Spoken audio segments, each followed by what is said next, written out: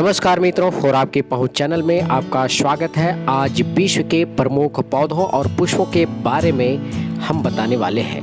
मित्रों, यदि अभी तक इस चैनल को आप सब्सक्राइब नहीं किए हैं तो आप जरूर सब्सक्राइब कर दें।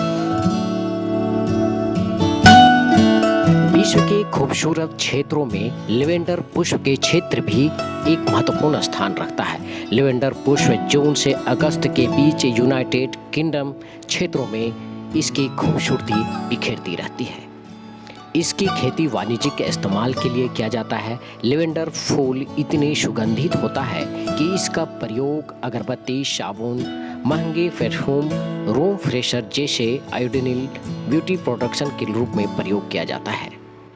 इस पुष्प का विस्तार विश्व के केप वर्डे, कैनरी द्वीप, दक्षिण यूरोप से उत्तरी और पूर्वी अफ्रीकी, भूमध्य सागरीय, दक्षिण पश्चिम एशिया से दक्षिण पूर्वी भारत में भी पाया जाता है।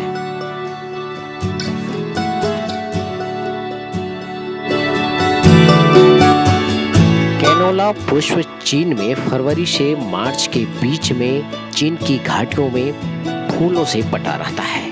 इस पुष्प का उपयोग व्यावसायिक उपयोग के लिए किया जाता है। कैनोला ऑयल लोगों के बीच काफी लोकप्रिय है। कैनोला तेल सैकड़ों वर्ष पहले एशियाई और यूरोपीय देशों में लैंपों में रेपीसीड ऑयल के रूप में इस्तेमाल किया जाता था। चीन और भारत में कैनोला ऑयल की एक ऐसी किस्म का इस्तेमाल किया जो प्राकृतिक था। समय बीतने के साथ साथ लोगों ने खाना पकाने में भी इसका प्रयोग करने लगे। चाय से सभी लोग परिचित हैं, लेकिन चाय की उत्पत्ति के संबंध में बहुत कम लोग ही जानते हैं। शशांक राजवंश के दौरान दक्षिण पश्चिम चीन में चाय की उत्पत्ति हुई, जहां इसका उपयोग औषधीय पेय के रूप में किया जाता था। चीन के तांग राजवंश के दौरान एक मनोरंजक पेय के रूप में इसे विकसित और लोकप्रियता मिली, जहां से अन्य पूर्वी एशियाई देशों में चाय पीने की प्रसार हुआ। पुर्तगाली व्यापारियों ने 16वीं शताब्दी में यूरोप में इसका काफ़ी प्रचार प्रसार किया। 17वीं सदी में ब्रिटेन में चाय पीने का एक फैशन बन गया, जिससे के बाद भारत में बड़े पैमाने पर इसका प्रयोग और उत्पादन होने लगा।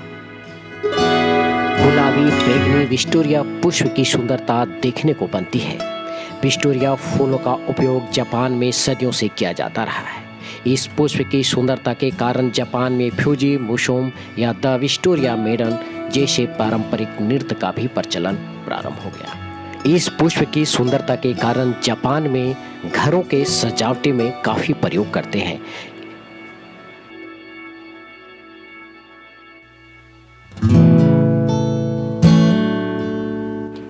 ट्यूलिप गार्डन के रूप में नीदरलैंड काफी प्रसिद्ध है। नीदरलैंड यूरोपीय महादेश का एक प्रमुख देश है। ट्यूलिप पुष्प की खेती मूल रूप में ओटोमन साम्राज्य में की जाती थी। हाईलैंड में 1500 ईस्वी के दशक के आसपास इसका आयात किया गया और यहाँ इस पुष्प का उत्पादन प्रारंभ हुआ। 17वीं सदी में इस प्रकार यह पुष्प लोकप्रिय हो गया कि इस दौर को ट्यूलिपिया मेनिया युग कहा जाने लगा, क्योंकि ट्यूलिपिया को पागलों की तरह पैसे के रूप में इसका इस्तेमाल किया जाने लगा। इस पुष्प की खूबसूरती के कारण विश्व के अन्य देशों में भी इसका उत्पादन प्रारंभ हो गया। भारत में कश्मीर की घाटियों में ट्यूलिप पुष्पों की खेती व्यावसायिक रूप में की जाती है। इस फूल की सुंदरता और खूबसूरती पर्यटकों को आकर्षित करता है। यह पुष्प फरवरी से मार्च के बीच में काफ़ी खिलता है। गुलाब पुष्पों के बाद ट्यूलिपिया पुष्प काफ़ी लोकप्रिय है। इस पुष्प की लोकप्रियता और खूबसूरती के कारण अफगानिस्तान और तुर्की जैसे देश इसे राष्ट्रीय पुष्प के रूप में भी घोषित कर दिए हैं।